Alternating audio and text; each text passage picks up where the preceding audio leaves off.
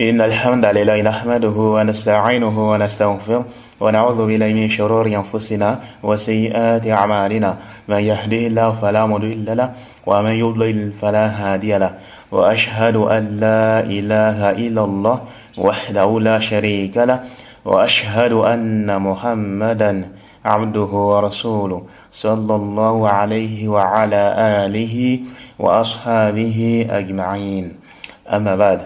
Nous sommes toujours dans notre série intitulée Dévoilement de l'ignorance et des mensonges de Issa Traoré et analyse des raisons de son apostasie. Et on avait déjà fait 2 audios. Et avant de continuer, je voulais souligner un point par rapport à l'audio, au premier audio. Dans le premier audio, lorsque j'ai parlé de la deuxième audio de Issa Traoré, j'avais dit quoi? J'ai également vu une autre de ces vidéos où il a parlé également de son apostasie également. Et dans cet audio, il a fait allusion à la sourate Mariam, si vous vous souvenez.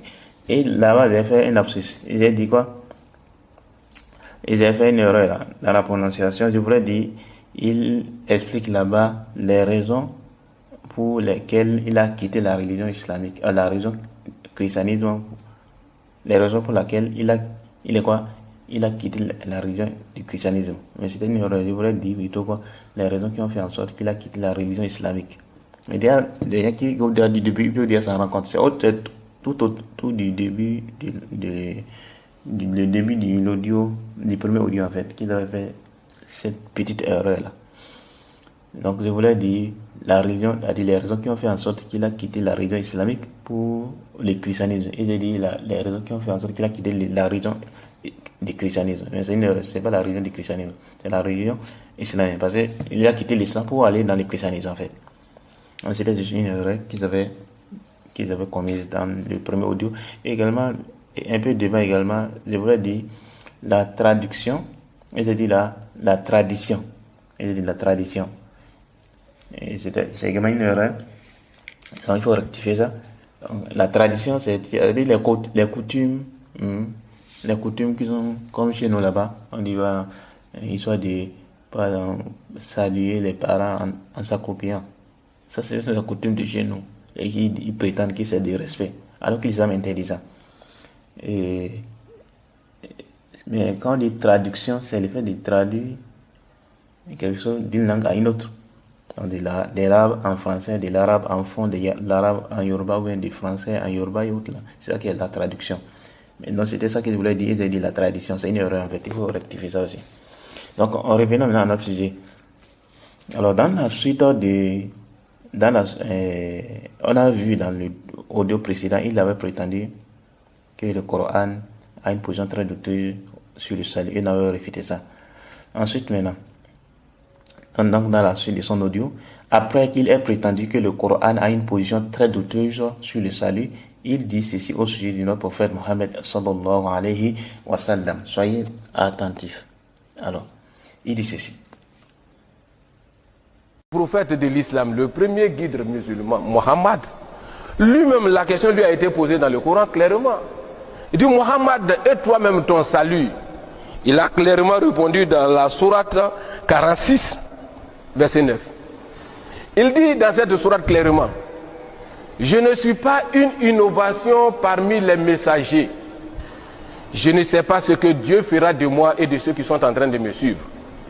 Je ne fais que suivre ce qui m'est révélé.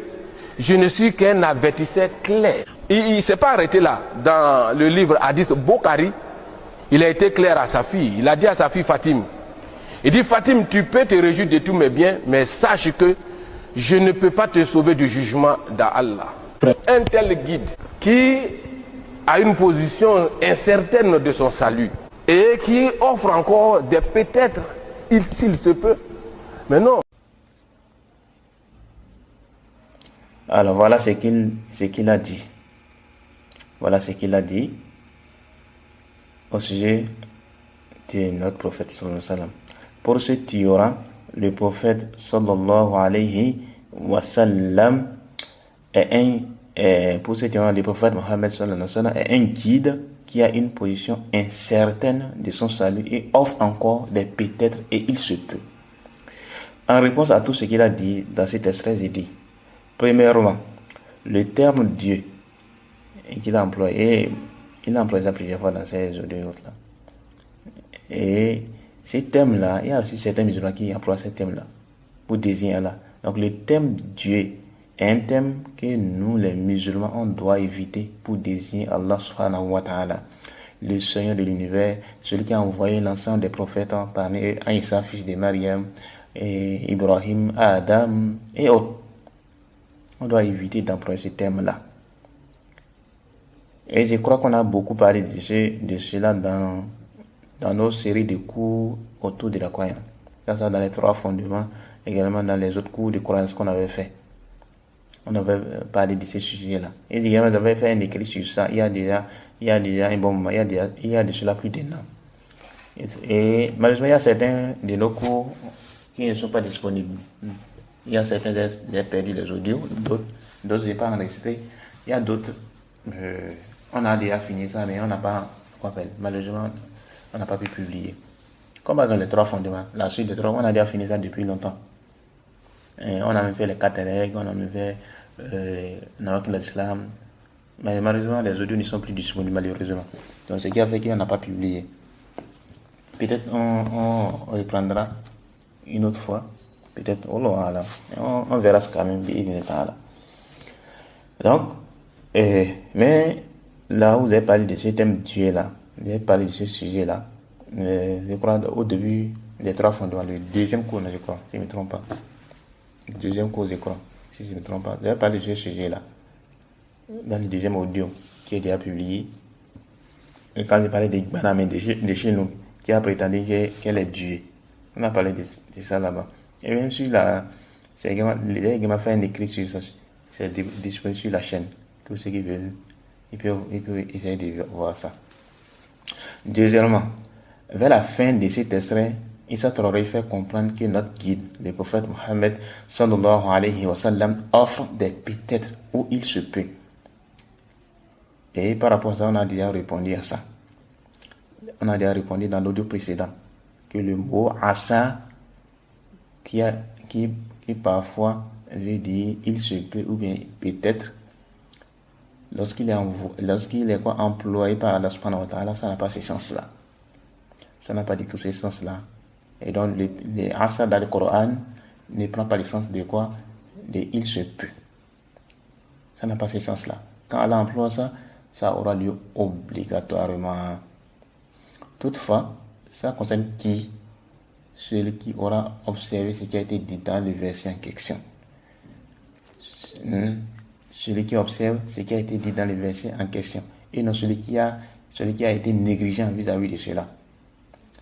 Mais par contre, celui qui a été, il a agi de façon convenable par rapport à ce qui a été dit dans le verset en question. La personne, il n'a plus à faire de il se peut. Il n'a plus à faire de quoi? Il se peut. Puis Allah subhanahu wa ta'ala, donc Allah dit quoi? Par exemple, au verset qu'on a déjà vu dans l'audio précédent, le verset qu'il avait pris, voilà, dit quoi? Innama ya'muru masajid Allahi man amana billahi wal yawmil akhir wa aqama as-salata wa ata az-zakah wa lam yakhsha illa Allah fa'asa ulaika an yakunu min al-muhtadin. Si on a déjà un sens rapproché, ne peuple les maisons d'Allah que ceux qui croient en Allah et au jour dernier, accomplissent la prière et acquittent l'aumône et ne craignent qu'Allah. Donc ceux qui vont observer ça, ce qui a été dit dans le verset, ceux qui croient en Allah, et quand on dit croire en Allah, ça veut dire quoi? On n'a pas dit ça dans nos assises. Ça veut dire quoi? Ils croient en son existence, ils croient à son tawhid al-rububiyya, ils croient en son tawhid al-uluhiyya, ils croient en quoi? En ses noms et ses attributs. Si quelqu'un a une défaillance au sujet de quoi? Au sujet de la croyance en Allah, il a déjà un problème. Il a déjà un problème. Et donc c'est normal qu'il n'arrive pas à concrétiser ce qui a été évoqué dans les versets, parce qu'il a déjà un problème au sujet de la croix, au sujet de la croix, al-iman billah, wal yawmil akhir également, la croyance au jour dernier. Il y a des gens, qui rejette certaines choses qui ont été évoquées au sujet du jour dernier, notamment le châtiment de la tombe, notamment les pas sur le pont à Sirat, notamment la question du shafa'a et autres là, la vision d'Allah le jour dernier et autres là. Donc si la personne dit, il rejette certaines choses qui ont rapport avec la croyance d'Allah, à la croyance en Allah ou bien la croyance au jour dernier. Donc c'est normal qu'il ne se retrouve pas parmi ceux qui ont été évoqués dans les versets. Ou bien l'accomplissement de la prière, la personne est négligente par rapport à ça. Il n'accomplit pas correctement la prière. Les piliers de la prière, les obligations de la prière,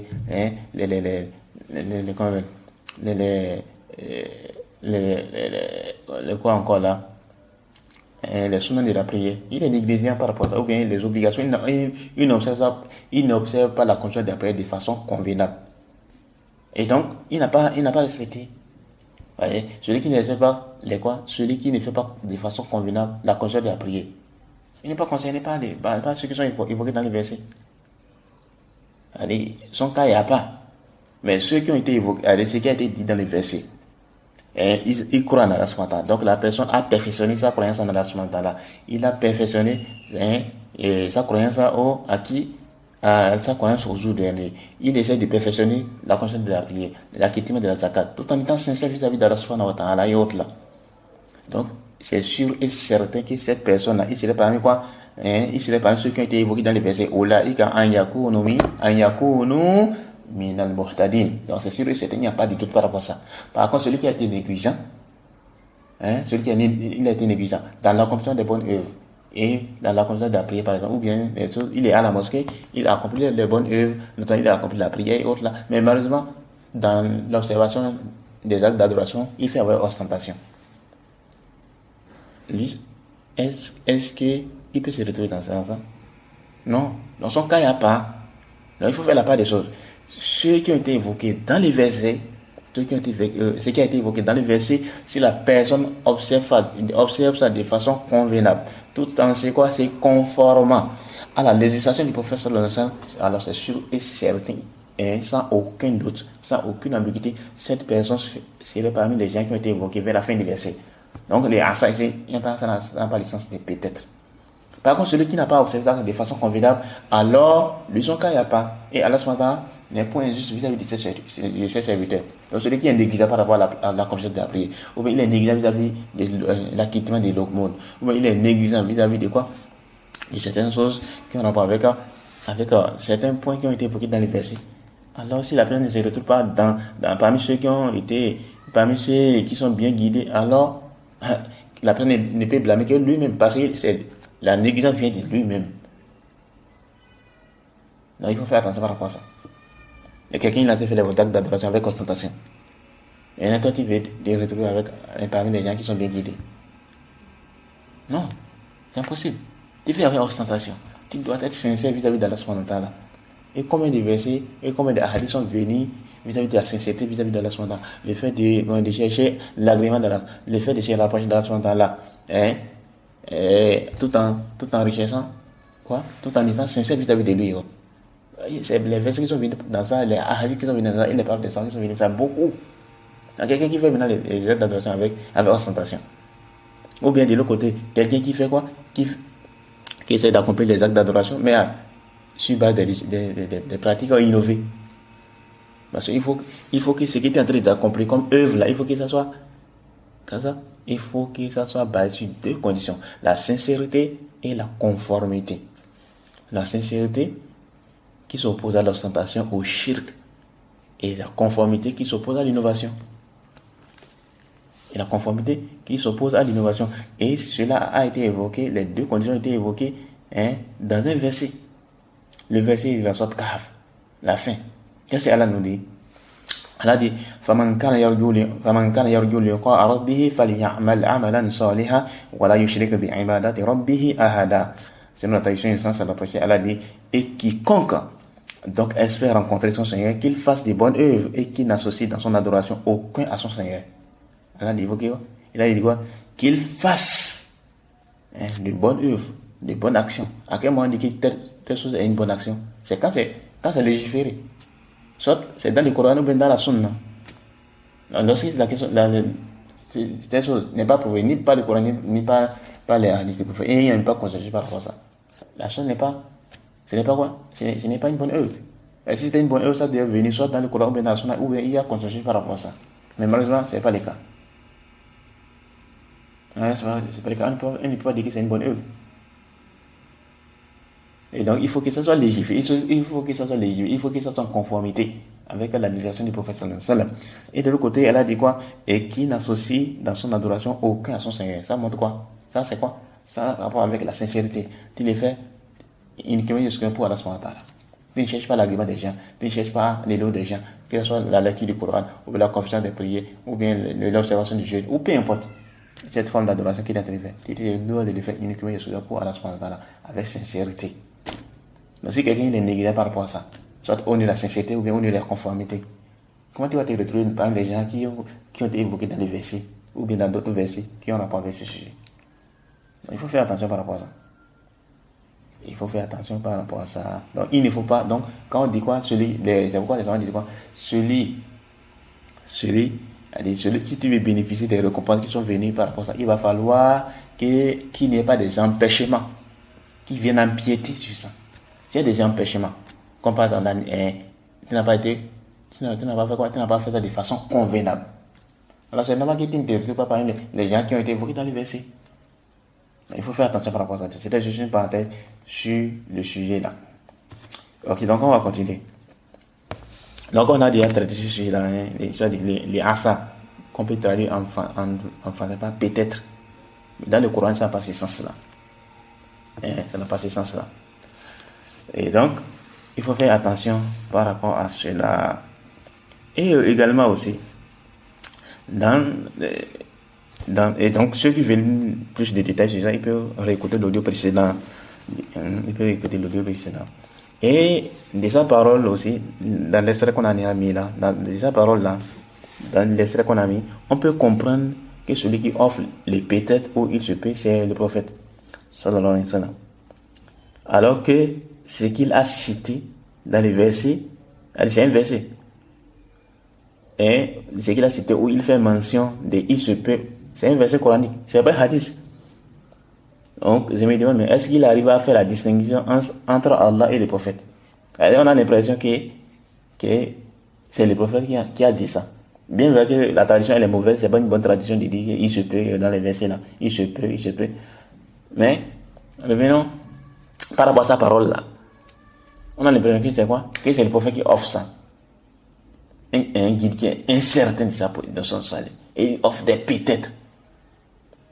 On peut comprendre que c'est le prophète qui est en train de parler. Alors que c'est non, c'est Allah qui est en train de parler. Bien vrai que la tradition elle est mauvaise. Donc, est-ce qu'il arrive à faire la différence entre Allah et le prophète? Ou bien il fait la confusion, comme les chrétiens aussi font la confusion, entre Isa, fils de Marie, et Allah. Tantôt ils entendent, non, c'est lui Dieu, il est tout puissant, c'est lui, tantôt ils entendent, non, c'est le quoi, non, c'est le fils de Dieu, ou bien non, il est le troisième des trois, ou même là, ils ne connaissent même pas l'identité de Jésus-Christ. Qui est-il réellement? Est-il Dieu? Est-il fils de Dieu? Ou quoi exactement? Ils ne connaissent pas. C'est pourquoi les chrétiens ne sont pas unanimes sur ça. L'identité de Jésus-Christ, les chrétiens ne sont pas unanimes sur ça. Plus que ça, il y a certains même qui croient que Jésus-Christ est juste un être humain parmi les chrétiens. Il n'est ni Dieu, ni fils de Dieu. Il est juste un être humain qui a reçu le message. Il y a certains parmi les chrétiens qui croient ça. Donc les chrétiens, même là, ils ne connaissent même pas c'est qui Jésus-Christ là. Ils ne sont même pas unanimes sur son identité. Qui est-il? Qui est-il réellement? Quelle est son identité? Ils ignorent. Alors qu'il est le messager, parmi les messagers d'Allah subhanahu wa ta'ala. Tout comme les autres messagers. Malheureusement. Donc là nous guide sur le droit chemin. Et troisièmement, dans cet extrait, il dit Bukhari. Et je crois que j'avais déjà fait allusion dans le premier audio par rapport à ça. Elle dit, ça montre quoi? Que c'était quelqu'un qui n'étudiait pas. Vrai ou faux? Vrai. Pourquoi? Parce qu'on ne dit pas Bukhari, c'est Bukhari. C'est l'imam Bukhari. C'est pas Bukhari. Malheureusement. Il y a certains aussi. Quand tu as dit, ça se voit directement que c'est quelqu'un qui n'étudie pas la religion. Parce que, au minimum, même quelqu'un qui écoutait déjà les prêches, quelqu'un qui écoutait les prêches, il est censé entendre le nom de l'imam Bukhari. Bon, son nom même là, c'est quoi? Mohammed ibn Ismaïl. C'est son nom ça. Mohammed, c'est son nom. Et le nom de son papa, c'est Ismaïl. Mais, il est plus connu avec les noms là. Bukhari. Pourquoi? Parce que, en fait, c'est une affiliation de la zone où il est né, en fait. Il est né à quoi? Dans la ville qu'on appelle Bukhara. Et donc, c'est à ça on l'a affilié. C'est comme aujourd'hui, on dit quoi? Les Béninois, les Ivoiriens, les Togolais, les Ghanéens, les Saoudiens, les Égyptiens. C'est un peu ça en fait. Les gens de telle région. Donc on est affilié à la région ou bien au pays où il l'a quitté. Et on voit ça beaucoup avec nos savants. Ar-Razi, Abu Hatim Ar-Razi, Abu Zur'a Ar-Razi. Ar-Razi, c'est une affiliation à la ville où ils sont nés. Et il y a plein de savants. L'imam Muslim, par exemple, il est de quelle région? De Neysabur. Il y a beaucoup de savants des hadiths, beaucoup de savants des sunnah qui sont de cette région. Parmi l'imam Muslim, Mohamed ibn Yahya az-Zuhri également, et l'imam Al-Hakim aussi. Si je ne me trompe pas, Al-Hakim. Et également, il y a également Ibn Khuzaymah aussi, je crois. Beaucoup de savants sont sortis de cette région-là, en Neysabur. Et donc, l'imam Bukhari, il est de quelle région? De Bukhara. C'est également comme l'imam Tirmidhi. Son nom même, c'est quoi? On l'appelle, ça connaît, c'est Abu Isa. Et quoi son nom, c'est même Mohamed aussi, je crois, si je ne me trompe pas. L'imam Tirmidhi, l'auteur de Sunan. Et il y a plein de savants comme ça. Donc, Bukhari, c'est pas c'est une affiliation en fait. Mais son nom même là, c'est quoi? Mohamed. Mais il est plus connu avec ça, avec l'affiliation en fait. Donc on dit quoi? Bukhari. Et lui il vient dire dans Bukhari. Ça montre qu'il n'étudie pas. Pourquoi j'ai dit ça? Parce que, vous voyez, quand ils ne comptent pas étudier, les savants ils ont conseillé. Les savants conseillé pour les débutants par exemple de commencer l'étude des hadiths par exemple par quoi? Par les 40 hadiths en Nawawi. Vrai ou faux? Vrai. Beaucoup de savants conseillent ça. Que celui qui désire étudier la religion, il commence par quoi? Avec les hadiths, par celui qui veut étudier les hadiths, il commence par les 40 hadiths en Nawawi. Si le tafsir, c'est un autre livre. Si c'est le fiqh, c'est un autre livre. Si c'est la langue arabe, c'est un autre livre. Donc, il y a des gens qui ont donné des conseils par rapport à ça. Et les 40 hadiths en Nawawi, c'est quoi? C'est des hadiths qui sont simples. Et on même, les enfants même mémoriser ça. Beaucoup même, on demande aux gens de mémoriser autre. Et celui qui revient de verset vers les 40 hadiths en Nawawi, là, ou le tout premier hadith, les hadiths de l'intention. Innamal a'malu binniyat. Ça a été rapporté par qui? Par Bukhari et Muslim. Dans le tout premier hadith. On dit qu'on rapporte par Bukhari et Muslim. On rapporte par Bukhari et Muslim. On est unanimement reconnu de façon authentique. Qui veut dire, muttafaq alayhi, mais ça a été rapporté par Bukhari et Muslim. Le tout premier hadith, ça a été rapporté par Bukhari et Muslim. Le deuxième hadith également, rapporté par Bukhari et Muslim. Il y a beaucoup de hadiths qui se trouvent dans les 40 hadiths de Nawawi là. Il y a beaucoup qui ont été rapportés par Bukhari et Muslim, ou bien par Bukhari seul. Et Muslim n'a pas rapporté. Il y a que ça comme ça, plein de hadiths comme ça. Mais, donc ça veut dire quoi? Donc tout au moins, quelqu'un il étudie la religion, il est censé entendre ces noms-là. Mais quelqu'un qui s'est loin de la religion, c'est normal qu'il a mis des noms bizarres. C'est un peu comme aussi avec les noms de certains compagnons. T'entends? Et ils ont dit quoi? Abu Bakr. Bon, on dit le nom d'Abu Bakr. Abu Bakr Siddiq. Le premier calife de l'islam, il n'y a pas trop de problème par rapport à ça. Mais souvent, c'est aussi de certains noms-là. Comme, par exemple, il y a celui qui ont dit quoi? Omar a dit. Omar, d'après Omar Ibn quoi? Au lieu de Ibn Khattab, ils ont dit quoi? Ibn Khattab. Tu entends ça? Ou bien, au lieu de Abu Sa'id al-Khudri, ils ont dit quoi? Abu Sa'id al-Khudri. Tu entends ça? Auprès de certains musulmans qui prononcent mal certains noms des compagnons.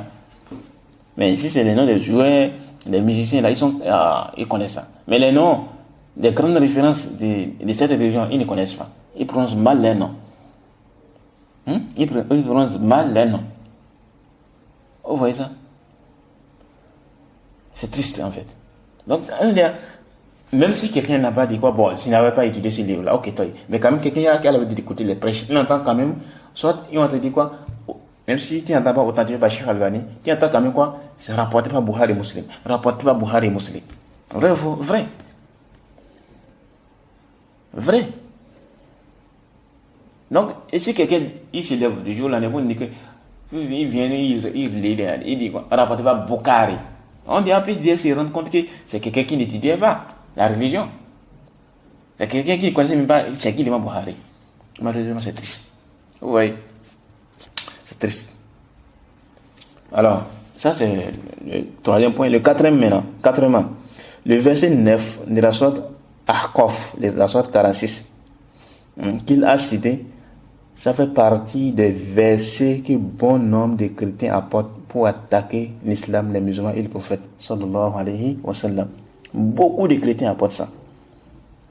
Quand ils voient que certains chrétiens qui attaquent l'islam, tu vas voir quoi? Ils amènent ces versets-là. Les versets qu'Issa Traoré a cités là. Mais malheureusement, ils pensent que ces versets est un argument pour eux. Alors que non, pas du tout. Le verset n'est pas du tout un argument à leur égard. Au contraire même. Au contraire même. Alors, soyez très très attentifs. Soyez très très attentifs. Alors, qu'est-ce que Allah nous dit dans son Coran? Alors, c'est la sourate 46, sourate Ahqaf. La sourate 46 sort du Coran. Le verset 9. Qu'est-ce que Allah dit? Allah dit, قُلْ مَا كُنْتُ بِدْعًا مِنَ الرُّسُلِ وَمَا أَدْرِي مَا يُفْعَلُ بِي وَلَا بِكُمْ إن أتبع إلا ما يوحى إلي وما أنا إلا نذير مبين. Voilà ce qu'Allah nous dit dans le Coran par rapport à ces versets. Allah dit quoi? قُلْ مَا كُنْتُ بِدْعًا مِنَ الرُّسُلِ. Sur la traduction sans rapprocher, dit, je ne suis pas une innovation parmi les messagers. وَمَا أَدْرِي مَا يُفْعَلُ بِي وَلَا بِكُمْ. Je ne sais pas ce que l'on fera de moi ni de vous. In attabi'u illa ma yuha ilayya. Je ne fais que suivre ce qui m'est révélé. Wa ma ana illa nadhirun mubin. Et je ne suis qu'un avertisseur clair. Et je ne suis qu'un avertisseur clair. Voilà ce que le verset dit. Quand Allah dit je ne suis pas une innovation parmi les messages, c'est-à-dire je ne suis pas le premier des messages. Il y a des messages qui ont été envoyés avant moi. Parmi eux, il y a qui? Ibrahim, il y a Noah, il y a qui encore? Il y a Isa, fils de Mariam, Moussa aussi, et bien d'autres. Les messagers, ils sont nombreux. Il y a certains dont on connaît les noms, d'autres on ne connaît pas les noms. Maintenant, là où se trouve pour le problématique qui sont apportés, c'est quoi? La partie où elle a dit quoi? Wama adri ma yuf'alu bi wala bikum. Je ne sais pas ce que l'on fera de moi ni de vous. Ils amènent ça. Que le prophète a dit. Votre prophète a dit qu'il ne sait pas ce qu'on fera de lui et de vous. Alors soyez très très attentifs. Qu'est-ce que les savants disent par rapport à ça? Parce que les versets du Coran, on ne les interprète pas comme on veut. Les chrétiens, ils aiment, quand ils prennent les versets, ils vont interpréter comme ils veulent. Non, c'est pas comme ça. Alors soyez très très attentifs. Au sujet de ces versets, les savants ont divergé sur le sens du verset. Par rapport à ces versets, il y a une divergence entre les savants. Alors soyez très attentifs. Je dis bien, il faut être attentif ici. Il y a 3 avis de manière résumée. Les avis là, des savants par rapport à ces versets sont divisés en 3. Sinon on peut dire 2. Mais de façon détaillée, c'est 3. Il y a certains qui ont dit que le verset a un rapport avec l'au-delà, et d'autres disent que c'est un rapport avec la vie ici-bas. Maintenant, ceux qui ont dit que c'est un rapport avec la vie ici-bas, ils disent il y a 2 par rapport à ça. Certains ont dit que c'est ceci, et d'autres disent que c'est l'autre. Vous voyez, non? Donc c'est pourquoi j'ai dit quoi finalement? Il y a 3 avis par rapport à ça. Alors soyez très, très attentifs par rapport à ça. Le premier avis, c'est quoi? Certains ont dit, parmi les savants, ils ont dit quoi par rapport à ces versets? Ils ont dit que le verset a été abrogé. Ça veut pas dire les versets qui ont été abrogés dans le Coran. Par quoi? Par les premiers versets de la sourate Fath, la sourate la conquête, la sourate la victoire, la sourate 48. Les tout premiers versets de la sourate 48. Ça a été, c'est ces versets-là qui viennent abroger ces versets-là. Donc ça veut dire quoi? Si ces versets ont été abrogés, parce que c'est ceux qui ont dit que c'est abrogé, c'est ceux qui disent que ces versets ont un rapport avec l'au-delà. Et ils disent que le verset a été abrogé. Donc si le verset a été abrogé, donc ça veut dire quoi? En fait, c'est au début. Parce qu'il y a dans le Coran des versets qui sont abrogés, des versets qui viennent abroger. Donc, c'est pourquoi quelqu'un qui veut parler du Coran, il doit maîtriser ça. Il doit maîtriser les versets qui sont abrogés, les versets qui ne sont pas abrogés. Parce qu'il risque d'induire en erreur un bon nombre de personnes. Il prend les versets qui sont abrogés pour venir donner des sentences. Malheureusement. C'est des choses qui sont connues à cette époque-là, malheureusement. Donc il faut faire attention par rapport à ça. Donc il y a le premier avis dit quoi? Que les versets là, ces versets a été abrogés. Donc là, quand Allah dit quoi? Lorsqu'Allah nous dit wa ma yuf'alu bi wala bikum. Wa ma adri ma yuf'alu bi wala bikum. Que ça a été abrogé par les tout premiers versets de la sourate Al-Fath. Et donc, si le verset est abrogé, alors se baser sur ça pour commencer par critiquer l'islam, le prophète et autres là, c'est un égarement. C'est un égarement. C'est comme pour illustrer. C'est comme par exemple un chrétien va venir, il va dire, oh vous les musulmans, votre religion, c'est une religion où on vous permet de prendre l'alcool, de boire l'alcool. Pourquoi? Parce que c'est venu dans le Coran, c'est cela. Votre religion vous parce que l'interdiction de l'alcool est venue étape par étape. Vrai. Donc il va prendre maintenant les versets de la sourate Nisa par exemple, ou bien les versets de la sourate Baqara. Vous venez dire, ah non, là, votre religion là, votre religion là, c'est quoi? C'est une religion où on fait quoi? Où l'alcool n'est pas interdit. Il a mis comme preuve le verset là, le verset 219 de la sourate Baqara. Où on a dit quoi? Yas'alunaka 'anil khamri wal maisir. C'est notre traduction sans rapprocher. Il t'interroge sur le vin et le jeu de hasard. Qul fihima ithmun kabir. Dit, dans les deux, il y a un grand péché. Wa manafi'u linnas. Et il y a quelques profits, il y a quelques avantages pour les gens. Et il y a quelques avantages pour les gens. Donc, dans les vins, il y a quelques avantages pour les gens. Il y a également des grands péchés dedans. Et elle a dit quoi vers la fin? Il a ensuite dit quoi? Wa ithmuhuma akbaru min naf'ihima. Mais dans les deux, il y a quoi? Dans les deux, le péché est plus grand que l'utilité, que ce qui est plus avantageux. Donc, il a mis ce verset là par exemple. Ah non, votre religion, ça il y a quelqu'un, donc, votre religion ne vous interdit pas de prendre l'alcool. Il s'est pas sur ce verset là. Pour dire que, non, il y a un bien dedans. Bien que le bien soit minime. Mais quand même, il y a des gens qui ont un penchant vers l'égarement. Ils suivent les passions. On dit, mais étant donné qu'il y a un bien dedans, non, je préfère profiter de ces biens-là. Même s'il y a un grain de péché qui est nul. Mais quand même, le bien qui est dedans, là, vous avez besoin de quoi? De goûter à ça. Donc, votre religion ne vous interdit pas l'alcool. Sur bas de quel verset? Le verset 219 de la sourate Baqara. Ou bien, un autre viendra. Il va dire quoi? Il va dire, dans la sourate Nisa, la sourate 4, le verset 43, où elle a dit, Ya ayyuhalladhina amanu. Oh, j'ai l'attention sans s'approcher. Oh, vous qui avez cru. Oh, vous qui croyez. La taqrabu salata wa antum sukara. Ne vous approchez point de la salat alors que vous êtes ivre. Hatta ta'lamu ma taquluna. Hatta ta'lamu ma taqulun. Jusqu'à ce que vous compreniez ce que vous dites. Il a mis ça comme verset, comme argument. Le verset 43 de la sourate Nisa. La sourate 4, le verset 43. On a dit quoi? Ya ayyuhalladhina amanu. Oh, vous qui avez cru. La taqrabu salata, ne vous approchez point de la prière, de la salat, wa antum sukaro, alors que vous êtes ivre, alors que vous êtes en état d'ivresse, vous êtes saoulé. Donc ne vous approchez point de la salat, lorsque vous êtes saoulé. Hatta ta'lamu ma taqulun, jusqu'à ce que vous sachiez, ou bien jusqu'à ce que vous compreniez ce que vous dites. Donc, il va t'amener ce verset-là, par exemple, pour dire, ah non, c'est juste interdit quand tu es en état d'ivresse. C'est seulement interdit lorsque quoi? Ou bien il va te dire, c'est interdit lorsque quoi? C'est lorsqu'il est l'heure de la prière. En ça, c'est interdit pour toi. Parce que quand tu vas prendre ça, tu vas te saouler, tu seras ivre, et il se peut que tu n'arrives pas à te retrouver, et autres là. Donc, c'est en ce moment-là que c'est interdit.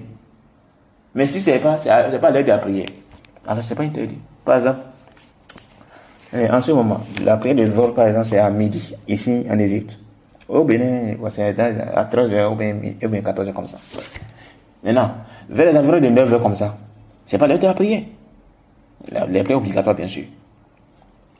Et donc, il va te dire, non, à ce moment-là, tu peux prendre, ou bien après la salat de Aïcha. Quand tu finis la prière de Aïcha, donc tu peux aller prendre. C'est pas un problème pour toi. Ils aiment comme preuve ce verset ou le verset précédent de la sorte Bakara qu'on a cité. Ah non, c'est pas interdit. Parce que c'est pas le mot de la prière. Ils aiment ça comme argument. Est-ce que ça passe? Ça ne passe pas. Si tu dis, sur ce verset-là, tu t'es égaré droit chemin. Pourquoi? Parce que ça fait partie des versets qui ont été abrogés. L'interdiction de l'alcool, du vin est devenue étape par étape. La première étape, c'est ce qui a été évoqué dans le premier verset, là, qu'on a cité, le verset de la sorte Bakara. Le verset 219 de la sorte Bakara, qu'on a cité précédemment. Voilà, parle de quoi? Qu'il y a un péché dedans et qu'il y a un profit dedans. Sauf que le profit qui est dedans, c'est minime par rapport au péché qui se trouve dedans. Donc, c'était la première étape où on a attiré l'attention. La deuxième étape, c'est ce verset-là. La sorte Nisa, où Allah subhanahu dit quoi? De ne pas s'approcher de la sorte alors que vous êtes ivre. Ça, c'est la deuxième étape, ça. Et la troisième étape, maintenant, c'est quoi? La troisième étape, maintenant, c'est ce qui est venu dans la sourate Maïda. Où Allah dit quoi? Ya ayyuhalladhina amanu. Oh, vous qui avez cru. Oh, vous qui croyez. Innamal khamru wal maisiru wal ansabu wal azlamu riksum min amali shaitan. Je répète encore. Allah dit quoi? Ya ayyuhalladhina amanu. Oh, vous qui avez cru. Oh, vous qui croyez. Innamal khamru wal maisiru wal ansabu wal azlamu riksum. Riksun. Il a dit quoi? Le vin. Le vin, l'alcool, la bière, tout ça, ça rentre là. C'est bon? Donc le vin, l'alcool, le khamr, le jeu de hasard, les pierres dressées, les flèches de divination ne sont qu'une abomination. Ne sont qu'une abomination. Min amali shaitan. Et c'est quoi? Ils ne sont qu'une abomination. Après, il a dit quoi? Après, ils ne sont qu'une abomination. Œuvre du diable, de shaitan. En ce cas, c'est là dit. Fagitanibuhu. Écartez-vous ça. Donc l'interdiction c'est encore plus intense ici. Donc Allah n'a même pas dit quoi? Ne buvez pas d'alcool. Allah n'a même pas dit quoi? Non, il a dit quoi? De s'en écarter. Donc l'interdiction c'est encore plus intense. Et dans les hadiths, il dit quoi? Tout ce qui est de l'alcool, c'est interdit. Donc dans les hadiths, c'est connu. Les hadiths qui sont venus par rapport à l'interdiction de l'alcool. Donc quelqu'un maintenant qui va se baser sur les versets précédents pour venir quoi dire oh non, votre religion n'interdit pas l'alcool. Et on voit beaucoup comme ça. C'est-à-dire qui ont des ambiguïtés. Qui amènent ça? Que non, l'alcool n'est pas interdit. C'est pas interdit. C'est interdit seulement quand c'est l'heure de la prière. Mais je ne sais pas l'heure de la prière, c'est pas interdit. Il y a des gens comme ça qui amènent. Des musulmans qui amènent ça. Il y a même un frère. Quand j'étais à Parakou, c'était l'imam d'une mosquée. La mosquée où il intervenait. C'était dans les quartiers de Yaïboni à Parakou. Vers Amaouion, ou bien quoi, comment il dit ça même là. Quand je faisais cours là, dans la mosquée, pendant la période de Ramadan et autres, on a eu à faire plusieurs cours là-bas, des croyances, notamment les 40 hadiths. Non, est-ce qu'on a fait quand même hadiths? Non, je ne me souviens pas. Mais on a fait quand même les cours de croyances, notamment dans l'islam. On a fait également les 3 fondements. On a également fait le truc là. On a également fait les 4 règles, on a commencé même à l'aqidat ou à l'wasatiyya. Et l'imam de la mosquée, le frère là, il m'avait dit quoi? Il m'avait amené ça. Il avait dit quoi qu'il y a quelqu'un qui lui connaît. Il avait amené ça comme ça. Il a dit que non, l'islam n'interdit pas l'alcool. Il a dit que lui était étonné. Que l'islam n'interdit pas l'alcool. C'est interdit seulement. Il s'est basé sur les versets qu'il avait cités précédemment. Vous voyez, non? Tout récemment, là, quand j'étais à Parakou, quand j'étais bien avant mon retour en Égypte, il y a un frère qui m'avait dit ça. Qui est quoi? L'imam de la mosquée, le frère là, qu'Allah le préserve. Il a dit quoi? Qu'il y a quelqu'un qui lui a dit ça. La personne, c'est quoi? C'est dans les services là. Il y a quelqu'un qui avait amené, il avait amené cette ambiguïté là. Il a dit que lui était étonné. Vous voyez? Et il y a comme ça plein de personnes comme ça parmi les musulmans. Quelle est cette conception? Qui dit même des gens qui ne sont pas donc des musulmans? Donc votre religion ne vous interdit pas ça. Tu dis non, c'est interdit. Non, si c'est interdit, pourquoi dans telle personne prend? C'est pas interdit, c'est quand c'est l'autre d'après qui s'interdit. Mais si pas l'autre d'après, c'est pas interdit.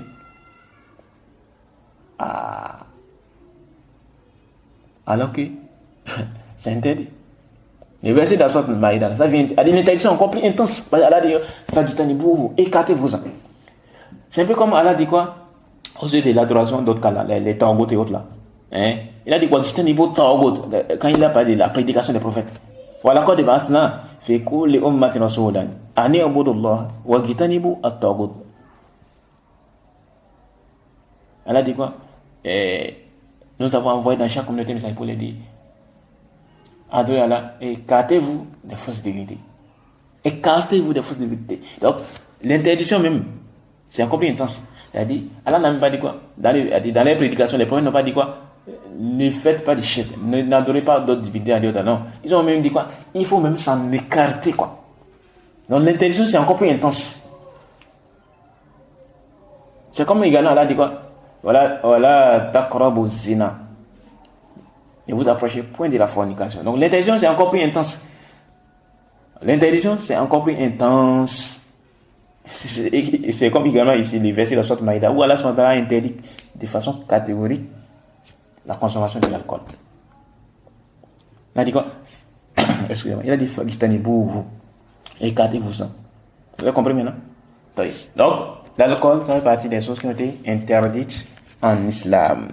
Donc, revenons à notre sujet. Donc, ça veut dire quoi? Si quelqu'un maintenant il se base, si les versets là, donc quand on revient à notre sujet de base, qui est quoi? Soit Ahqaf là. Donc, que si on dit que le verset est abrogé, alors c'est basé sur ça pour venir faire trouver. Donc la personne, il a pris quoi? Il a pris cigarette de droit chemin. L'argumentaire ne tient pas parce que le verset a été abrogé en fait. J'ai compris maintenant? Ça, c'est le premier avis. Et c'est avec la position de Ikrima, de Hassan al-Basri et autres, la Qatada et autres. Le deuxième avis, c'est quoi? Donc si on dit que c'est le verset abrogé, c'est basé sur ça, ça ne passe pas. Donc ça n'a pas la peine d'amener ces versets en fait, pour venir dénigrer l'islam, les prophètes et autres. La base c'est abrogé en fait. Le deuxième avis, c'est quoi? Le deuxième avis dit quoi? Ils ont dit que les mécréants à l'époque des prophètes, les polythéistes, ils ont intensifié les persécutions vis-à-vis des compagnons des prophètes. Et ceux qui ont utilisé la biographie des prophètes, ils connaissent ça. Les compagnons ont été torturés, ils ont été persécutés, au point où ils ont quitté la mer pour aller à quoi? En Abyssinie, actuelle Éthiopie. Les compagnons ont été torturés. Bilal, on connaît l'histoire de Bilal, qui s'est fait torturer. On dit il faut régner la religion du prophète, il faut régner l'islam. Il dit chaque fois Ahad, son histoire est connue. C'est même dans ça, certains compagnons sont morts dans la persécution des mécréants de l'époque. C'est dans ça qu'il y a certains compagnons, il y a 2 couples qui sont morts comme ça. Les deux premiers martyrs de l'islam, c'est connu. Donc, qu'est-ce qui s'est passé? Ils ont dit quoi par rapport à ça? Le deuxième avis dit quoi? Que les polythéistes, les mécréants, les mouchrikoun ont intensifié les persécutions vis-à-vis des compagnons du prophète sallallahu alayhi wa sallam. Ensuite, le prophète sallallahu alayhi wa sallam a vu en rêve qu'il fera la hijra vers Médine. Soyez très attentifs, c'est ce que je suis en train de dire. Ils ont dit quoi? Que les mécréants ont intensifié les persécutions vis-à-vis du prophète. Et maintenant, quelques temps plus tard, le prophète a fait un rêve. Et dans les rêves, qu'est-ce qu'il a constaté? Il a constaté qu'il fera la hijra vers Médine. Et donc, qu'est-ce qui s'est passé? Quand il a fait ces rêves-là, il a informé ses compagnons. Soyez très attentifs, ce qui s'est passé là. Le deuxième avis dit quoi? Que les mécréants ont intensifié les persécutions vis-à-vis des compagnons du prophète. Et quelques temps après, le prophète a fait un rêve. Où le rêve, c'était quoi? Il a fait un rêve qu'il fera la hijra à Médine. Et il a informé ses compagnons. Lorsqu'il a informé ses compagnons, les compagnons se sont réjouis, ils se sont contents et autres là. Donc, on va faire la hijra. Et donc, alhamdulillah, on va faire quoi? On serait maintenant tranquille là-bas. On ne serait plus persécuté et autres là. Et donc, qu'est-ce qui s'est passé? Un bon moment après, le prophète n'a plus rien dit. Il n'a rien dit. Il a juste fait les rêves et il a informé ses compagnons. Et ils se sont réjouis. Mais un bon moment donné, le prophète n'a rien dit. Et donc, qu'est-ce qui s'est passé? Les compagnons sont venus voir le prophète. Quand ils sont venus voir le prophète, ils l'ont maintenant qu'on appelle. Puis un bon moment, il y a eu des silences. Ils ont constaté qu'ils n'ont pas encore fait la hijra. L'émigration de la Mecque vers Médine. Donc ils ont fait le constat. Et qu'il y a silence. Le prophète n'a rien dit. Donc ils sont venus vers le prophète sallallahu alayhi wa sallam pour le voir. Et ils ont dit quoi? Ils ont posé la question. Ils nous ont demandé, par rapport au rêve là, tu avais fait un rêve qu'on allait faire la hijra et autres. Et c'est là le prophète lui a dit quoi? Le prophète les a dit quoi? Parce que le prophète était resté d'abord silencieux. Le prophète était resté silencieux. Et quand il est resté silencieux, c'est là Allah a révélé les versets là. Allah lui a révélé les versets. Et il a dit quoi? Et les versets où il a dit quoi? Wa ma adri ma yuf'alu bi wala bikum. Je ne sais pas ce que l'on fera de moi ni de vous. In attabi'u illa ma yuha ilay. Je ne fais que suivre ce qui m'est révélé. Et on dit, c'est-à-dire quoi? C'est-à-dire quoi? Soyez très attentif. Et on dit quoi? C'est-à-dire, je ne sais pas si je devrais. Donc, quand ils ont dit que c'est. Donc, ils sont venus voir le prophète. Ils sont venus voir le prophète pour dire, mais par rapport à la hiérarchie qui était fait en rêve et autres là. Et c'est là qu'ils sont venus, quand ils sont venus voir le prophète était resté silencieux. Et Allah lui a révélé les versets là. Je ne sais pas ce qu'on fera de moi ni de vous. C'est-à-dire quoi? C'est-à-dire, ils ont dit, c'est-à-dire quoi? C'est-à-dire, je ne sais pas si je devrais aller ou non à l'endroit où quoi?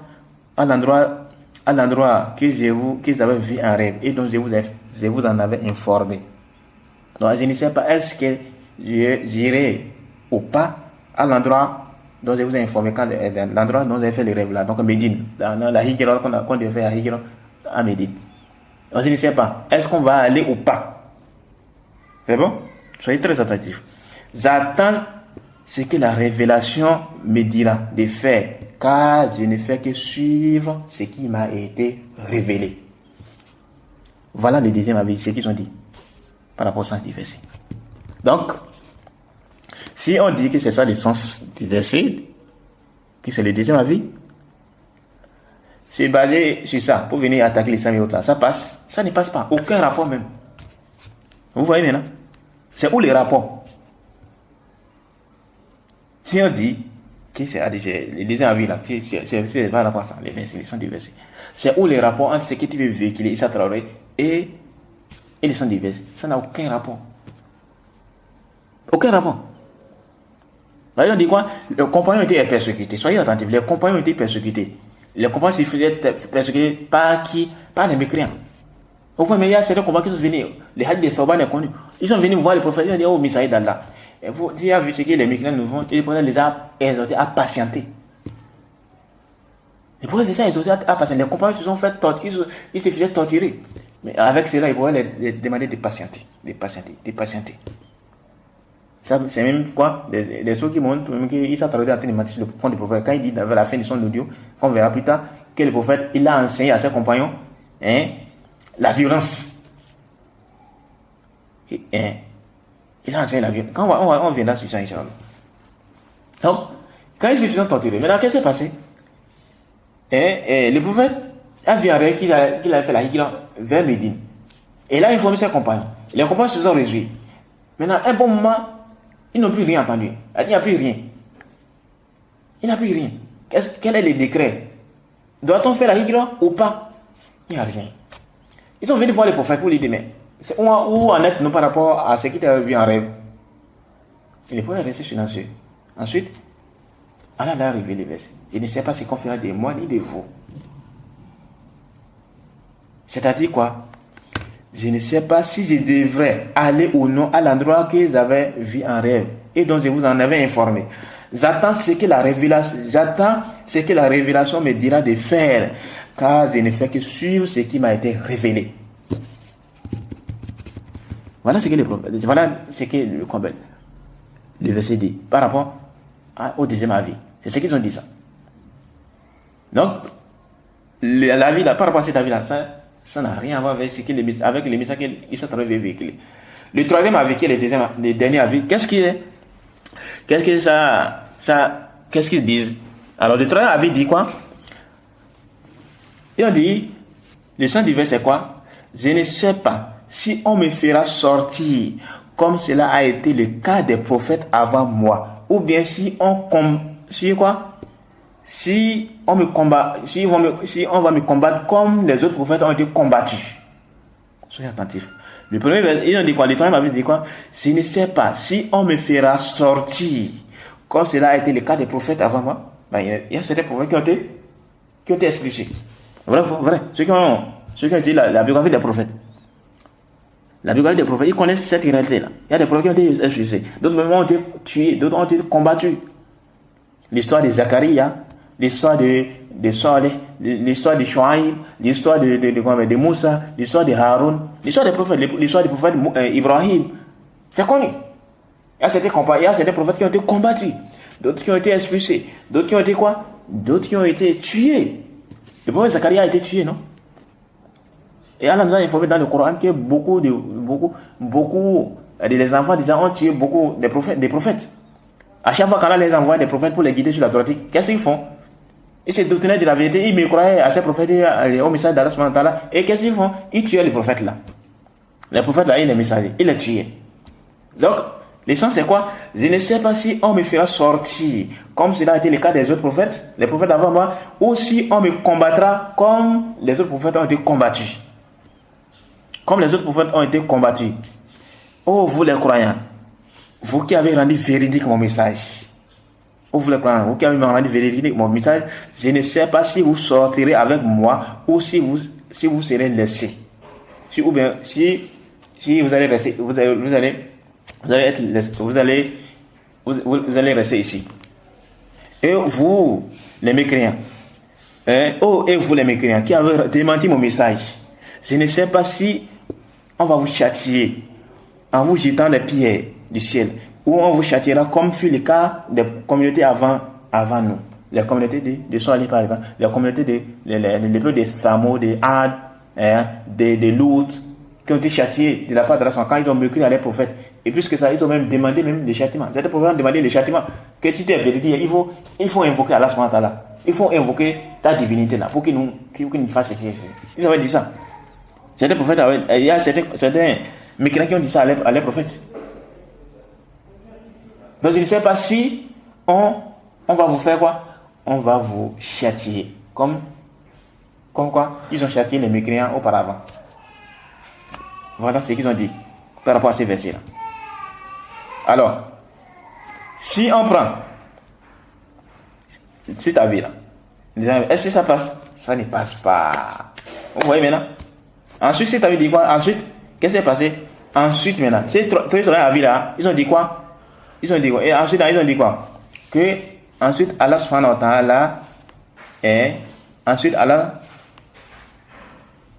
subhanahu wa ta'ala a informé maintenant que, ensuite, Allah subhanahu wa ta'ala a informé son prophète qui va faire quoi? Qui va rendre sa religion supérieure à toutes les autres religions.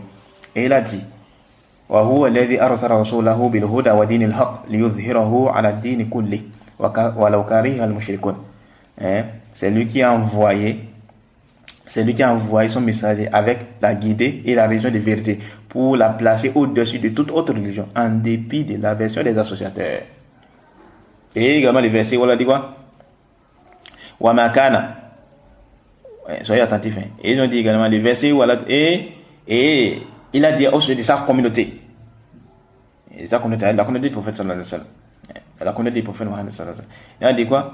Wa ma kana Allahu liyu'adhibahum wa anta fihim. Wa ma kana Allahu mu'adhibahum wa hum yastaghfirun. Allah n'est point tel qu'il les châtie alors que tu es au milieu d'eux, et Allah n'est point tel qu'il les châtie alors qu'il demande pardon. Alors, il dit quoi? Alors Allah a informé de ce qui se passera. Allah subhanahu wa ta'ala a informé de ce qui se passera, de ce qui, quant à lui et quant à sa communauté, qui ne va pas les châtier autres là. Parce que le prophète ne connaît pas l'invisible. Aucun prophète ne connaît l'invisible. C'est quand Allah les révèle, c'est là ils vont transmettre, c'est là ils prennent connaissance. Sinon, la seule personne, ou bien, celui qui connaît l'invisible, voilà, pas la seule personne, c'est plutôt dire quoi, celui qui connaît l'invisible, ce n'est rien d'autre qu'Allah subhanahu wa ta'ala. En dehors de la personne qui connaît le monde invisible. Donc quand dans ce qu'on voit, il n'y a pas de certaines personnes qui disent, oh non, je vais mourir demain, ou bien ceci, cela. Ça là, c'est délibérément. Personne ne connaît l'invisible. Ce qui se passera demain, personne ne connaît ça, sauf Allah subhanahu wa ta'ala. C'est Allah seul qui connaît ce qui va se passer demain. Ce qui va se passer dans le futur. Seul Allah en connaît. Les restes là n'en connaît pas. Les restes là, ils vont mettre en place des idées, ils vont mettre en place des objectifs là. Mais va-t-elle être réalisée ou pas? Seul Allah en connaît. Personne n'en connaît. En dehors d'Allah subhanahu wa ta'ala. C'est quelque chose qui est réservé uniquement à Allah subhanahu wa ta'ala. Les prophètes, c'est quand Allah les révèle, Allah les dévoile cela, c'est là ils vont travailler, c'est là ils prennent connaissance. Le prophète lui-même, il ne connaît pas. Le monde invisible. Il ne connaît pas. Même un fils de Mana que les chrétiens se focalisent sur ça. Il ne connaît pas. Il ne connaît pas. Le monde invisible. C'est quand Allah les révèle, c'est là en ce temps. Il connaît. D'ailleurs, qu'est-ce qu'Allah nous a dit dans la sourate Maïda? Dans la sourate Maïda, qu'est-ce qu'Allah subhanahu wa ta'ala nous a dit au sujet de quoi? Du dialogue qui aura lieu entre lui et son prophète Isa les jours de la résurrection. C'est connu, c'est enregistré dans le Coran. Qu'est-ce que Allah subhanahu wa ta'ala dit? Allah dit dans la sourate Maïda, c'est la sourate 5 du Coran, Allah dit quoi? Allah dit ceci. Allah dit وَإِذْ قَالَ اللَّهُ يَا عِيسَى ابْنَ مَرْيَمَ أَأَنْتَ قُلْتَ لِلنَّاسِ اتَّخِذُونِي وَأُمِّيَ إِلَهَيْنِ مِنْ دُونِ اللَّهِ. Allah dit quoi? وَإِذْ قَالَ اللَّهُ يَا عِيسَى ابْنَ مَرْيَمَ. Rappelle le moment où Allah dira, oh Isa fils de Maryam, donc à Jésus-Christ là, oh Isa fils de Maryam, أَأَنْتَ قُلْتَ لِلنَّاسِ اتخذوني وأمي إلهين من دون الله. Est-ce toi qui as dit aux gens, est-ce que c'est toi qui as dit aux gens quoi? Prenez-moi ainsi que ma mère pour deux divinités en dehors d'Allah. Qu'est-ce que Isa répondra? قال سبحانك ما يكون لي أن أقول ما ليس لي حق بحق. Là, il va répondre quoi? Il dira, gloire et pureté à toi, il ne m'appartient pas de déclarer ce que je n'ai pas le droit de dire. Il ne m'appartient pas de déclarer ce que je n'ai pas le droit de dire. In kuntu qultuhu faqad alimta. Si je l'avais dit, certes il l'aura su. Ta'lam ma fi nafsi wa la a'lam ma fi nafsik. Tu sais ce qu'il y a en moi et je ne sais pas ce qu'il y a en toi. Donc, Isa ne connaît pas le monde invisible. Il ne sait pas ce qu'il y a. Il ignore certaines choses. C'est quand Allah les dévoile qu'il a connaissance de ça. C'est pourquoi tous les pouvoirs des prophètes, les messagers et autres là, c'est conditionné par l'assistance d'Allah subhanahu wa ta'ala. Les prophètes ne peuvent rien faire en fait.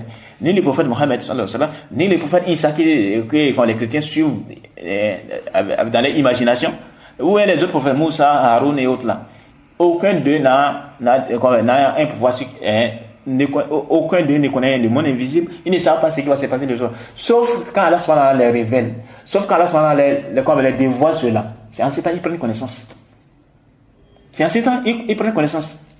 Les prophètes ils sont juste chargés de transmettre ce qui a été révélé. Donc ce qu'Allah subhanahu wa ta'ala les révèle, c'est ça qu'ils transmettent à leur communauté, à leur peuple. Quant au monde invisible, seul Allah en connaît. Donc Isa lui-même là, quoi? Isa lui-même, il ne connaît pas. Et vers la fin, il a dit quoi? Allah dit quoi dans la fin du verset? Allah dit quoi? Innaka anta allamul ghuyub. Donc Isa a dit quoi? Tu es en vérité le grand connaisseur de tout ce qui est inconnu. Donc Allah seul, il connaît quoi? Le monde invisible. Allah, Isa dit quoi? Qu'est-ce qu'il a dit? Si je l'avais dit, certes, si je l'avais dit, faqad alimtahu, tu l'aurais su. Donc, si je l'avais dit, certes, tu l'aurais su. Ta'lamu ma fi nafsi, tu sais ce qu'il y a en moi. Wala a'lamu ma fi nafsik, et je ne sais pas ce qu'il y a en toi. Tu sais ce qu'il y a en moi et je ne sais pas ce qu'il y a en toi. Qui dit ça? Allah nous dit ça dans le Coran, au verset 116 de la sourate Maïda, la sourate 5, le verset 116. Le verset 116. Innaka anta allamul ghuyub. Tu es quoi? Tu es en vérité le grand connaisseur de tout ce qui est inconnu. Qu'est-ce qui dit ça? Isa, fils de Mariam. C'est lui qui dit ça. C'est lui qui dit ça. Et maintenant les chrétiens vont non, c'est votre prophète ne connaît pas ceci, votre prophète ceci. Il ne sait même pas. Il dit qu'il ne fait que suivre la vérité. Ce qu'il a révélé. Oui, c'est ça. C'est ce qu'il lui a révélé, c'est ça qu'il suit. Mais qu'est-ce qu'Allah a décidé? Lui ne sait pas ce qu'Allah a décidé. Il ne sait pas ce qu'Allah a décidé. Ça relève du décret d'Allah. C'est ce qu'Allah fait ce qu'il veut. Et selon la Bible même. Selon la Bible, qu'est-ce qu'il dit selon la Bible? Donc, on a déjà terminé par rapport aux avis des savants, par rapport à ces versets-là de la sorte Ahqaf, que Isa a pris pour venir dénigrer tout là. Donc, de ces versets, on fait quoi? Même si on prend dans les sens qu'il veut faire, même si on prend dans les sens qu'il veut véhiculer, les prophètes, il dit quoi? Il fait comprendre que lui, il ne fait que suivre ce qu'il lui a révélé. Mais, qu'est-ce qu'Allah en a décidé? Lui ne sait pas. Quelle est la décision d'Allah subhanahu wa ta'ala? C'est Allah seul qui en connaît. Qu'est-ce qu'Allah a décidé de faire à son sujet? Ou bien au sujet des prophètes, au sujet de ses compagnons, ou bien au sujet des mécréants? Il ne sait pas. Ça, c'était au début de la révélation. Il ne sait pas. Mais lui, ce que lui, sa mission, c'est quoi? C'est de transmettre. Il ne fait que suivre ce qui lui a été révélé. C'est ça qu'il a fait comprendre. Et on voit quoi? Selon la Bible, qu'est-ce qu'il a dit? Selon la Bible, c'est venu dans l'évangile. L'évangile selon Jean. Selon la Bible. Il dit quoi? Le chapitre 5, le verset 30. Il en dit quoi? Que Jésus aurait dit: je ne peux rien faire par moi-même. Je ne peux rien faire par moi-même.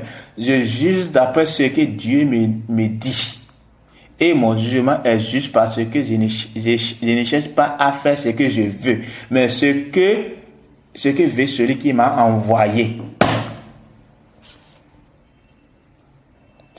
Il a dit quoi? Je ne peux rien faire par moi-même. Il confirme ici quoi? L'incapacité. Donc il est incapable de faire certaines choses. Il dit quoi? Je ne peux rien faire par moi-même. Je juge d'après ce que Dieu me dit. Et mon jugement est juste parce que je ne cherche pas à faire ce que je veux, mais ce que veut celui qui m'a envoyé. Évangile selon Jean, chapitre 5, verset 30. C'est pas tout. Selon, qu'on appelle, évangile selon Jean toujours. Évangile selon Jean toujours. Il a dit quoi? Jean dit quoi? Selon Jean, le chapitre 5, le verset 19. Il a dit quoi? Jésus reprit donc la parole et leur dit: en vérité, je vous le dis, le Fils ne peut rien faire de lui-même. Il ne fait que ce qu'il voit faire au Père. Et tout ce que le Père fait, le Fils aussi le fait parallèlement. Donc c'est quoi? Selon la Bible, il se conforme au jugement. Il se conforme à la décision de Dieu. Selon la Bible. Et donc le prophète dit quoi? Dans le Coran, le prophète dit quoi? Que lui, il ne fait que suivre ce qui lui a été révélé. Maintenant, c'est où le problème par rapport à ça? Vous attaquez le prophète. Non, c'est où le problème par rapport à ça? Selon la Bible, Jean 8, chapitre 8, le verset 28 au 1, le verset 28. Ils ont dit quoi? Ils ont dit, Jésus donc leur dit, quand vous aurez élevé les fils de l'homme, alors vous connaîtrez ce que je suis, et que je ne fais rien de moi-même, mais que je parle selon ce que le Père m'a enseigné. Ce que le Père m'a enseigné. Voilà ce que la Bible dit. Donc, Jean, il faut lire Jean, le chapitre 8, le verset 28 jusqu'au verset 42. Vous allez voir ça. Selon Jean, le verset 14, chapitre 14, le verset 10, qu'est-ce qu'il dit? Ne crois-tu pas que je suis dans le Père et que le Père est en moi? Les paroles que je vous dis, je ne les dis pas de moi-même. Et le Père qui demeure en moi, c'est lui qui fait les œuvres. Vous voyez? C'est lui qui fait. Tout ça, ça ne veut même pas montrer quoi? Que Jésus n'aime pas Dieu. Ils vont dire Jésus est Dieu. Tout ça, le verset, ça montre que Jésus n'est pas Dieu. Malheureusement. Jésus leur dit, ma nourriture est de faire la volonté de celui qui m'a envoyé et d'accomplir son œuvre. Donc, qui se conforme à quoi? À ce que lui a demandé de faire. Ça, c'est Jean 4, le chapitre 4, le verset 34. Jean 6, le verset 38. Il a dit quoi? Car je suis descendu du ciel pour faire non ma volonté, mais la volonté de celui qui m'a envoyé. Maintenant, c'est où le prophète? Si le prophète Mohammed sallallahu alayhi wa sallam dit, vous prenez des versets pour venir attaquer le prophète. C'est où le prophète? Si le prophète dit, sallallahu alayhi wa sallam, je ne sais pas ce qu'on fera de moi ni de vous, mais je ne fais que suivre ce qui m'a été révélé. Je ne fais que suivre ce qui m'a été révélé. Maintenant, c'est où le problème par rapport à ça? C'est où le problème par rapport à ça? C'est où le problème par rapport à cela? Il n'y a aucun problème par rapport à ça. Donc, il faut arrêter de venir attaquer les prophètes sallallahu alayhi wa sallam par rapport à ça. Ça ne sert à rien. Ça ne sert à rien du tout. Ça ne sert à rien du tout. Malheureusement, certains ils viennent attaquer seulement les prophètes avec toutes ces choses-là pour les dénigrer et autres, là, malheureusement. Mais ça ne passe pas en fait. Malheureusement, ça ne passe pas. Et qu'est-ce qu'il dit? On va terminer ça avec ce verset-là, avec ce verset biblique-là. Dans Matthieu 20, du verset 20 au verset 23, qu'est-ce qu'il a dit? Il a dit ceci. La mère des fils de Zébédée s'approcha de Jésus avec ses fils et se prosterna pour lui faire une demande. Il lui dit, que veux-tu? Ordonne, lui dit-elle, que mes deux fils que voici soient assis dans ton royaume, l'un à ta droite et l'autre à ta gauche. Jésus répondit, vous ne savez pas ce que vous demandez. Pouvez-vous boire la coupe que je dois boire? Non. Nous le pouvons, dirent-ils plutôt. Excusez-moi, le verset dit quoi? Jésus répondit, vous ne savez pas ce que vous demandez. Pouvez-vous boire la coupe que je dois boire? Nous le pouvons, dirent-ils. Il leur répondit. Donc, Jésus leur répondit, il est vrai que vous boirez ma coupe, mais ce qui doit être celui, soyez attentifs, il a dit quoi? Mais pour ce qui est d'être assis à ma droite et à ma gauche, il a dit quoi? Cela ne dépend pas de moi et ne sera donné qu'à ceux à qui mon Père l'a réservé. Donc ça veut dire quoi? Ça dépend de qui? Ça dépend, selon la Bible, ça dépend de qui? Ça ne dépend pas de lui. Le Père. Tout cela dépend du Père. Bien évidemment, c'est battu, c'est caduc. Désigne Allah par le Père, ça c'est caduc. Mais ici on n'entend pas selon la Bible. Donc voilà ce que la Bible dit. Et le prophète Mohammed sallallahu alayhi wa sallam, il ne connaît pas les mondes invisibles. Lui ne fait que suivre ce qui lui a été légiféré, celui qui a été révélé, ce qu'Allah lui a révélé. C'est ça qu'il est en train de suivre. Et Allah nous a dit ça dans plusieurs passages du Coran. Dans plusieurs passages du Coran. Qu'il a quoi? Que le prophète ne connaît pas les mondes invisibles. À titre d'exemple. Si c'était que vous venez quoi? Si c'était que les musulmans disaient quoi? Que les pouvoirs connaissaient les mondes invisibles, indépendamment de la volonté d'Allah, et que vous amenez ces vérités. Oui, ça serait compréhensible. Mais c'est pas le cas. Et qu'est-ce qu'il dit? Dans la fin, elle dit, dans la sourate Jinn, à partir du verset 28. Qu'est-ce que Allah nous dit? La sourate Jinn, c'est la sourate 72 du Nouveau Coran. C'est la sourate 72 du Nouveau Coran. Qu'est-ce que Allah nous dit? Allah dit ceci. Soyez attentifs. Il dit quoi? Il dit soyez attentifs. Qu'est-ce qu'elle a dit? Allah dit, à partir du verset 25, on peut même lire à partir du verset 25. Il a dit quoi? Qul in adri aqaribun ma tu'adun am yaj'alu lahu rabbi amada.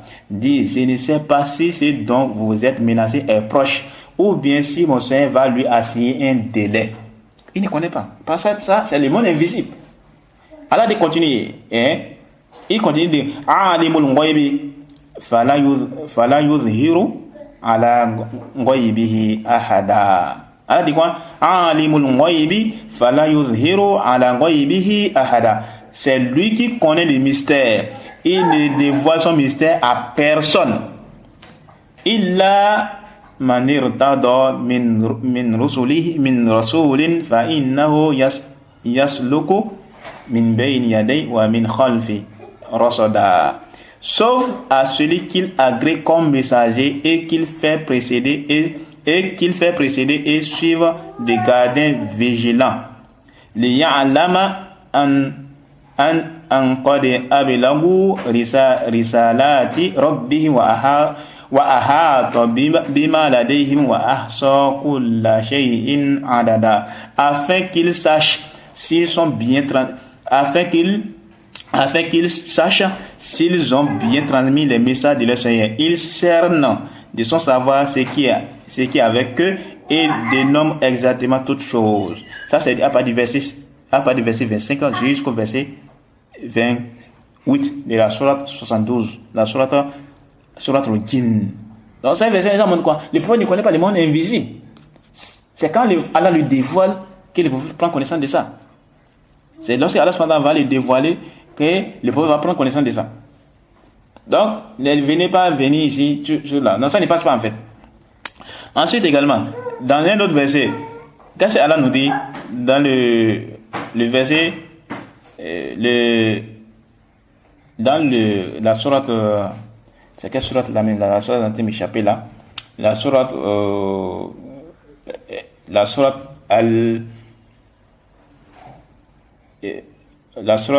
Al-An'am, voilà, la sourate 6. La sourate 6 du Nouveau Coran. Qu'est-ce que Allah nous dit? Le verset 50. Allah nous dit quoi? Allah dit Qul la aqulu lakum indi khazainullahi wa la a'lamul ghaiba wa la aqulu lakum inni malak in attabi'u illa ma yuha ilayya. Qul hal yastawi al-a'ma wal basir afala tatafakkarun. Dis-le, si on a une chance de rapprocher, dis-le, je ne vous dis pas que je détiens les trésors d'Allah, ni que je connais l'inconnaissable, et je...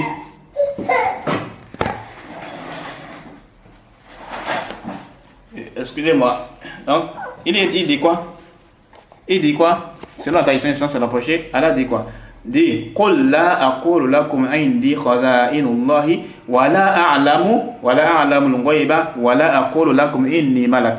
Dis-le, je ne vous dis pas que je détiens les trésors d'Allah, ni que je connais l'inconnaissable. Et Allah dit quoi? Et je ne vous dis pas que je suis un ange. In attabi'u illa ma yuha ilayya. Je ne fais que suivre ce qui m'est révélé. Le verset 50 de la sourate 6. Tout cela montre quoi? Tout cela indique que le prophète ne connaît pas le monde invisible. Donc c'est Allah qui le dévoile. Donc si on venait pour dire que non, Allah ne connaissait pas le monde invisible, là, vous pouvez commencer par attaquer. Mais non, ce n'est pas le cas. Seul Allah connaît le monde invisible. Et maintenant, c'est quand Allah nous fait part de certaines choses du monde invisible, c'est là on prend connaissance. Parmi eux, les prophètes. Les prophètes. Mais même les anges également. Même les anges ne connaissent pas le monde invisible. Même les guides que certaines personnes prennent pour se rapprocher, pour connaître les choses. Et même ils ne connaissent pas le monde invisible. Et voilà, les guides viennent les mentir, autres, là, ils prennent ça en considération. Malheureusement. Donc ne soyez pas trompés en fait. Donc ça c'est quoi? Ça c'est ce qu'on peut dire autour de ces versets-là. Le verset de la sourate de la sorte Ahqaf, où certains chrétiens prennent pour venir attaquer l'islam et le prophète sallallahu alayhi wa sallam. Le verset voilà dit quoi? Qul ma kuntu bid'an min ar-rusul wa ma adri ma yuf'alu bi wala bikum in attabi'u illa ma yuha ilay wa ma ana illa nadhirun mubin.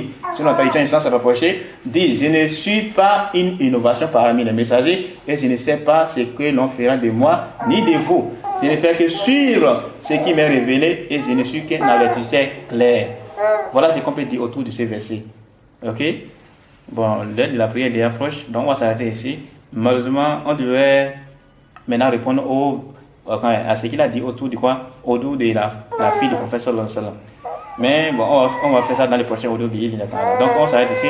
Subhanakallah wa bihamdik ashhadu an la ilaha illa ant astaghfiruka wa atubu ilayk.